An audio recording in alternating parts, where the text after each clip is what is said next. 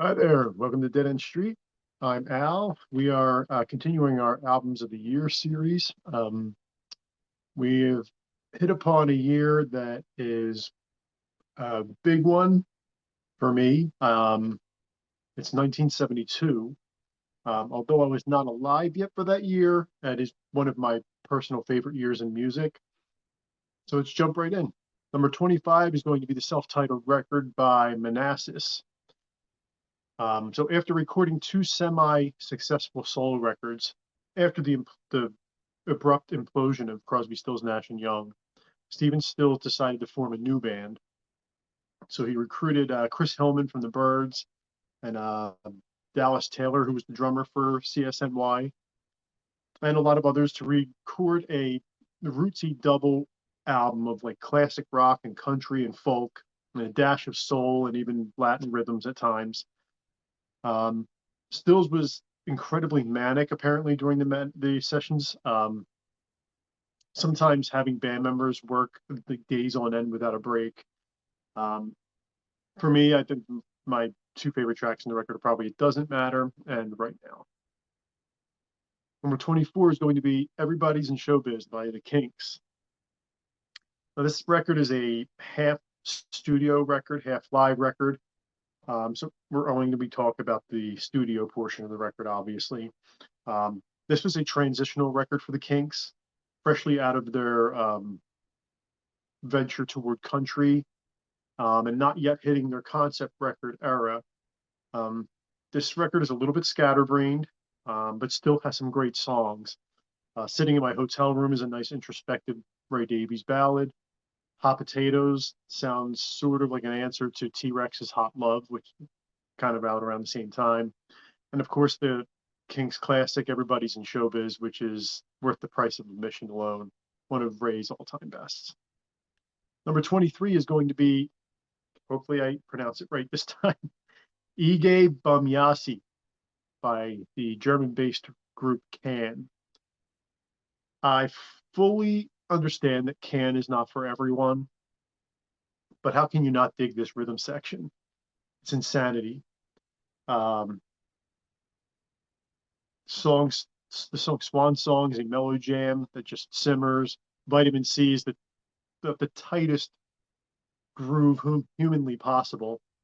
A killer 3.5 minute banger. Spoon is a cool tripped out soundscape. And with this record, you're getting Cann right in the middle of their peak. Number two, one each. Number 22 is going to be Obscured by Clouds by Pink Floyd.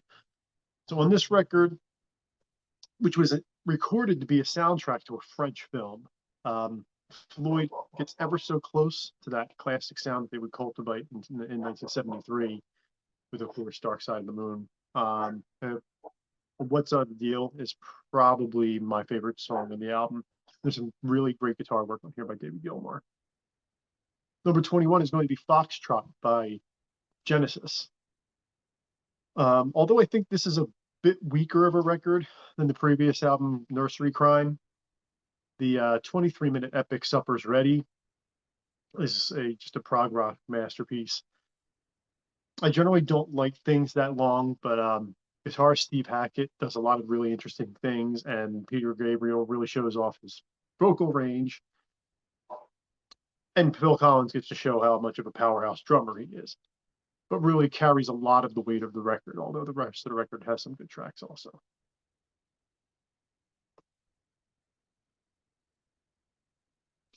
Number 20 is going to be Understanding by Bobby Womack. This is a classic soul record that doesn't necessarily get a lot of the accolades that like all the Marvin Gaye and Stevie Wonder records get. But I think it's got a lot of character, a lot of substance, and some musical variety. Womack took chances that a lot of other soul artists I don't think were willing to take. At least it didn't seem so. There were a couple of songs in here that even tinge on the side of country. He does a Neil Diamond cover, a Beatles cover. And though I'm aware there are higher charting versions of his track, I can understand it. I believe his version is by far the definitive version of the song. It's a great song. Number 19 is Machine Head by Deep Purple. Uh, by far, at the time, Deep Purple's most successful record in the States. It includes obvious classics like Smoke on the Water, Highway Star, and Space Truckin', and is, you know, widely considered to be a hard rock and proto metal masterpiece. I, however, think that the best track on the album is and always has been Pictures of Home. I think it's overlooked and one of the better Deep Purple songs during the Ian Gillan era. Number 18 is Rod Stewart with Never a Dull Moment. This record is essentially, stylistically wise, is Every Picture Tells a Story Part 2, which isn't a bad thing, obviously. The first track, True Blue, is performed by the Full Faces lineup. I believe Ronnie Wood plays on most of the record. Uh, the classic You Wear It Well and the really good cover of Hendrix's Angel are really good songs, but for me, the best song in the record is I'd Rather Go Blind, one of Rod's best. Number 17 is Volume 4 by Black Sabbath. Quite possibly the only record that could be equally as bone crushing and utterly hopeless at the same time. Volume 4 is heavy in a way that the world had not yet had a chance to experience yet.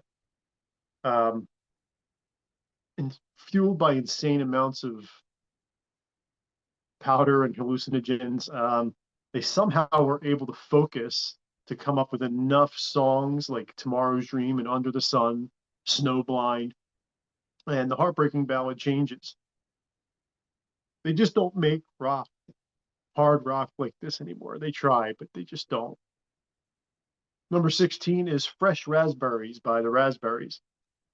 This group was one of a handful of bands that kind of pioneered the power pop genre, prominently featuring singer Eric Carmen. Yep, the All By Myself guy.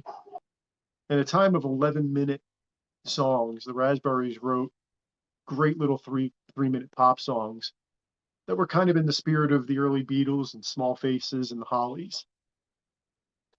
Which leads us to our number 15 record, which is also going to be the Raspberries with their self-titled debut.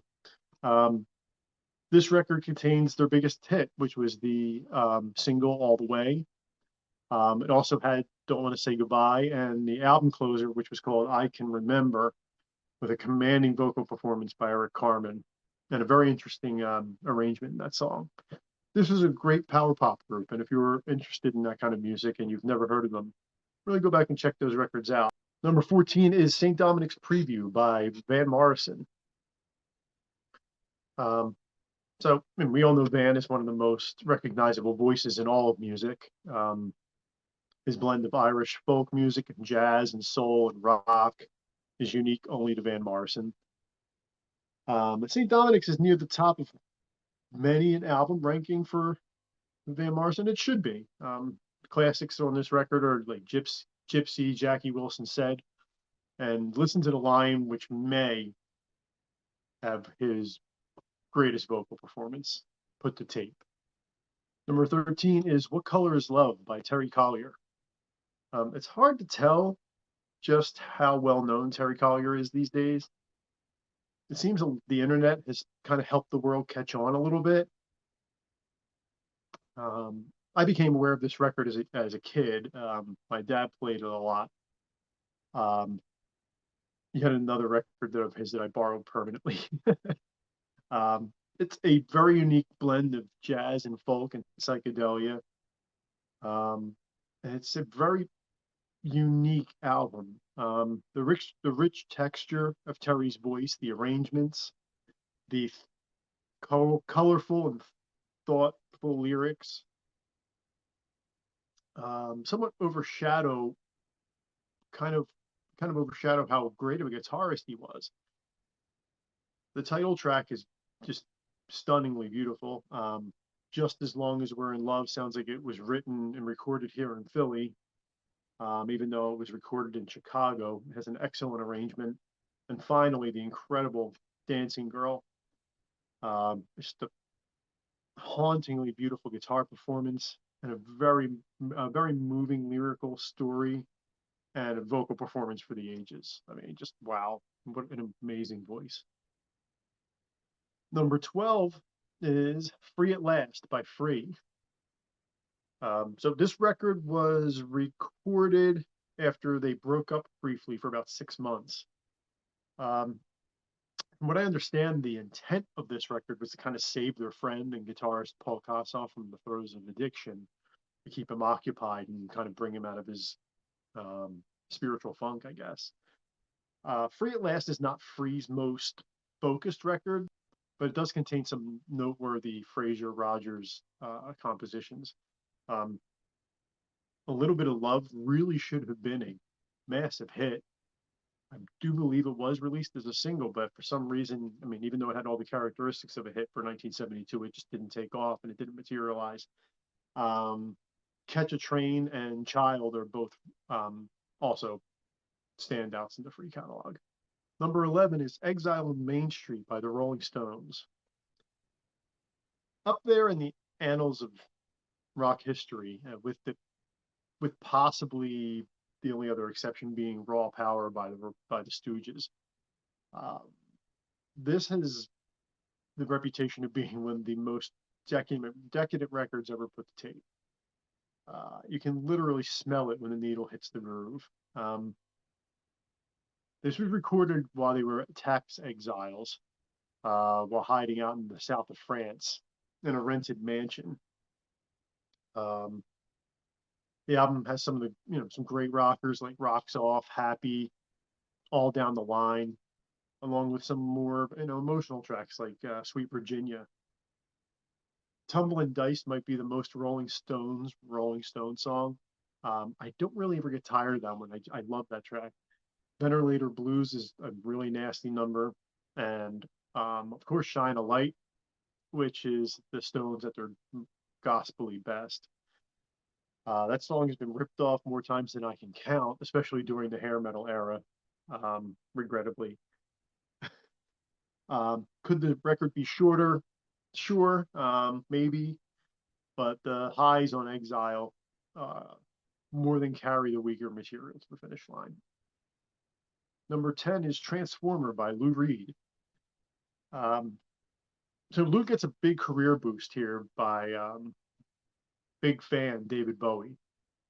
Bowie and his guitarist Mick Ronson, ended up producing the record and provide guitars and backing vocals throughout the record, resulting in what is now Lou's most commercially successful album. Of course, the record contains the huge hit Walk in the Wild Side, but it also includes the stunning Perfect Day and the masterful Satellite of Love, complete with a amazing backing vocal by Bowie at the end of the song. Number 9 is School's Out by Alice Cooper. Known mostly for its title track and very inventive album cover and artwork for its time. But the band were growing artistically, more adventurous and musically proficient as players at the time also. This one is nowhere near as dark as the previous two records, but it makes up for it in a lot of attitude. I don't think I'm far off by saying that this is the brattiest of the early Alice Cooper group albums. The track Alma Mater has some country flavor in there that hadn't been touched on before. Looney Tunes has a killer opening riff with a Neil Smith backbeat that just carries the song. One of the best Alice tracks is on this album, the song My Stars. It starts off like a twisted Elton John song on acid and just takes off. Great stuff. Number 8 is Number 1 Record by Big Star. This is a record in circles now that is more widely considered a classic, but at the time it kind of languished in obscurity for decades before reaching that status. The songwriting team of guitarist, vocalist Chris Bell and former Box Tops frontman Alex Chilton created some of the decade's best pop songs. A few that are included on this record are songs like Feel, the Chris Bell lead vocal on Try Again, and the truly gorgeous Alex Chilton track 13. Number 7 is Harvest by Neil Young. Um, Besides its stellar production, I mean, it's a great sounding record. Recorded partly in Nashville and partly in Neil's barn. Harvest is earthy, it's honest, it's fragile in spots, it's biting in spots.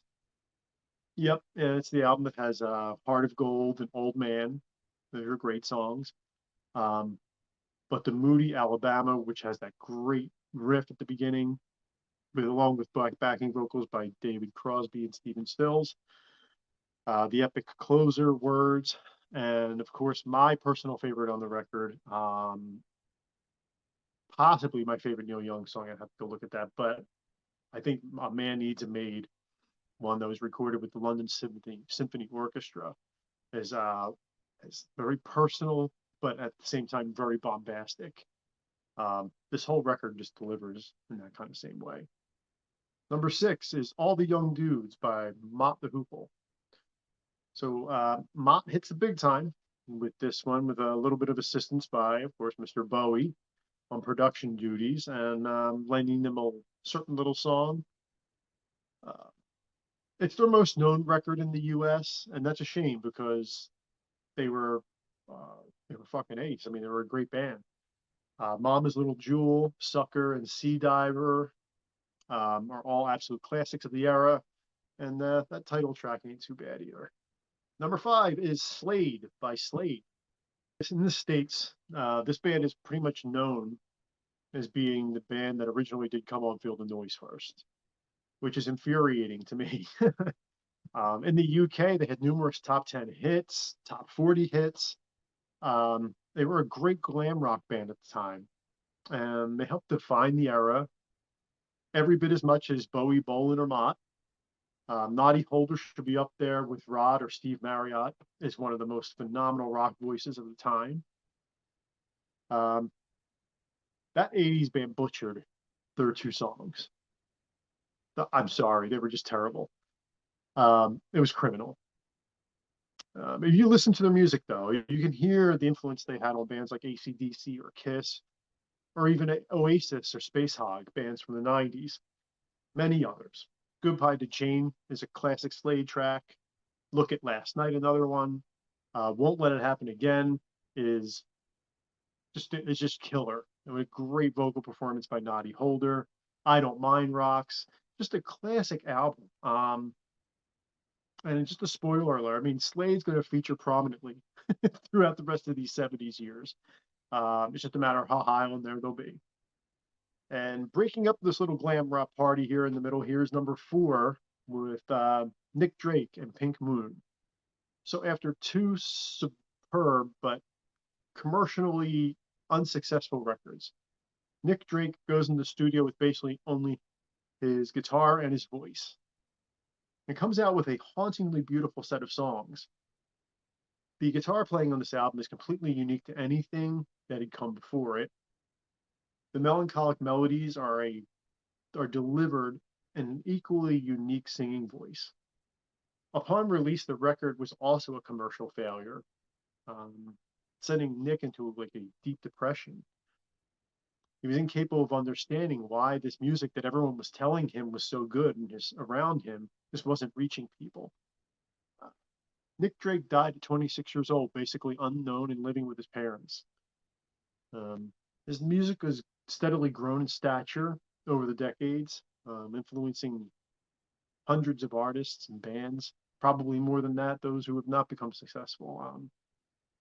The entire record is stellar, but Parasite and Things Behind the Sun and Place to Be are my favorite tracks in the record. Number 3 is going to be Slider by TRex. So this follow-up to the masterpiece, Electric Warrior, is yet another masterpiece. This record still contains acoustic guitars, but the electric guitars are a lot more front and center on this record. And so are the massive hooks and the clean, concise, sharp songs. 13 tracks in total, 43 minutes, and not 1 second is wasted. Metal Guru, Mystic Lady, Spaceball Ricochet, Rabbit Fighter, Buick McCain, Baby Strange, Telegram Sam, I mean, classic after classic. Mark Bolan was on a roll, and he wasn't done yet. Number 2. I can't believe this is going to be number 2, but it's just something's got to be number 1. So you have no idea how hard this was not to put it number 1, but it's the self-titled album debut by Roxy Music. This record was the antithesis of everything the 60s represented. It was fantastical. It was glamorous. It was adventurous. It was celebratory. A mishmash of art rock and progressive rock and 50s rock and glam rock. A cocktail of guitars, pianos, saxophones, oboes, and of course that synthesized mad scientistry, compliments of Mr. Brian Eno. The record starts out with remake, remodel, with some sound effects that sound like it would be some kind of uptown soiree with glasses clanging together, and then just blasts into this euphoric noise. That leads into the soaring Ladytron. Then comes one of my all-time favorite songs, not just one of my favorite Roxy songs, but one of my all-time favorite songs in If There Was Something. It begins as like this very strange country hoedown song that lasts about 50 seconds, maybe a minute. And it just melts into this nocturnal, sorrowful guitar and saxophone magic. In my opinion, this is just the greatest saxophone solo in any rock song in history, played by the amazing Andy Mackay. Then there's Brian Ferry's goosebump-inducing lyrics in this song about a love that's lost, never to be felt again. Perfect. Just perfect. Then you have Virginia Plain, which is a 2.5 minutes of just glam rock mastery. You have the haunting piano piece of Chance Meeting, which contains what I can only describe as a wailing post-punk guitar solo by Phil Manzanera, which was 5 years before punk, let alone post-punk. Would You Believe is a 50 style rocker that was no doubt lifted by Richard O'Brien for Time Warp. There's no way you can convince me otherwise. Then, of course, there's the epic Sea Breezes that takes you out to sea and leaves you out there. Looking at my lists, these years that I have been doing this, the only years that this record does not get to number 1 that I can see would be 1981, 1973, and 1972. It's just brutal that this has to sit at number 2 for me. It's a revolutionary record that changed what rock music could be for many, many young future punks. And that brings us to number 1, which for me is going to be The Rise and Fall of Ziggy Stardust and the Spiders from Mars by David Bowie. For me, this record is 1972. I wasn't born yet for another 2 years, but in my mind, that's what this record is. It's magical, but still somehow has this really seedy energy to it. But yet somehow the mainstream still bought into this record. This character, this Ziggy Stardust character, was very inspirational to a lot of misfit youths over the years. It bestowed Bowie as the king of the cast-offs and the overlooked, whether he liked it or not. The songs. The opener, 5 Years, is one of the most recognizable album openers with that shuffling guitar, drum beat. Soul Love, which has some of his most amazing lyrics. Love descends on those defenseless. Idiot love will spark the fusion. Inspirations have I none, just to touch the flaming dove. All I have is my love of love, and love is not loving. I don't know what that means, but it sounded fucking amazing to a 16-year-old me who was just learning how to write his own little songs and poems. Moon Age Daydream is just magical. I don't have another word for it. The adrenaline, the words, the crunching guitars, the imagery, that incredible guitar solo by Mick Ronson. It's almost entirely Ronson bending one note over and over again in different ways and different angles for 2 full minutes. And it's just exhilarating. It literally feels like you're being launched into space. Lady Star is a Lennon-esque track about a character that might just be Bowie himself, but whatever it is, it's incredible. Then there's Starman, which is just otherworldly. Literally, that opening chord is just so recognizable, and those single guitar notes right before soaring into that chorus, it's just perfect. Then, of course, there's the title track, Ziggy Stardust, and the awesome Suffragette City, which I never tire of. Perfect rock songs. Then comes Rock and Roll Suicide, which is the only way that this record could have closed. Time takes a cigarette and puts it in your mouth. Yep. This record was a game changer for lots of people, including me. It was a life changer. In a year of many, many classic albums that could have topped many other years, this album is top of the mountain. So yeah, that's 1972. An awesome year for music. It's kind of up there with me, like 72, 79. We'll have to see if any of these 70s years measure up to 72. It's going to be tough. I don't know. But if you like what you've been watching here on Dead End Street, don't forget to like and subscribe. Hit the bell for notifications. Check out some of our other top 25 album rankings. We're only 2 years into the 70s, but we're almost wrapping up the 80s. We're going to be hitting 1989 soon. And we also do some artist album rankings too. You can check those out on our channel. So once again, thanks again for watching here on Dead End Street. See you next time.